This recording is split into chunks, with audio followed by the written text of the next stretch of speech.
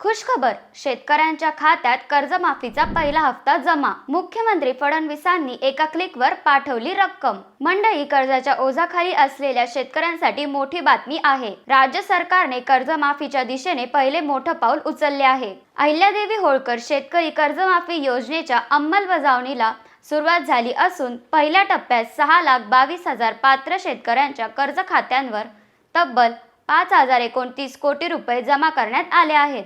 मुख्यमंत्री देवेंद्र फडणवीस यांच्या हस्ते एका क्लिकद्वारे ही रक्कम हस्तांतरित करण्यात आली. आधार प्रमाणीकरण पूर्ण झालेल्या लाभार्थ्यांना थेट कर्ज खात्यात रक्कम मिळाली आहे. या योजनेत 2 लाख रुपयापर्यंतचे कर्ज माफ होणार असल्याचे सांगण्यात आले आहे. विशेष म्हणजे कर्जमाफीचा लाभ मिळालेल्या शेतकऱ्यांना तातडीने खरीप पीक कर्ज उपलब्ध करून देण्याचे निर्देश बँकांना देण्यात आले आहेत. त्यामुळे शेतकऱ्यांना पुढील हंगामासाठी आर्थिक आधार मिळणार आहे. ज्या पात्र शेतकऱ्यांचे आधार प्रमाणीकरण अद्याप बाकी आहे, त्यांनी ही प्रक्रिया पूर्ण झाल्यानंतर टप्प्याटप्प्याने लाभ मिळणार आहेत.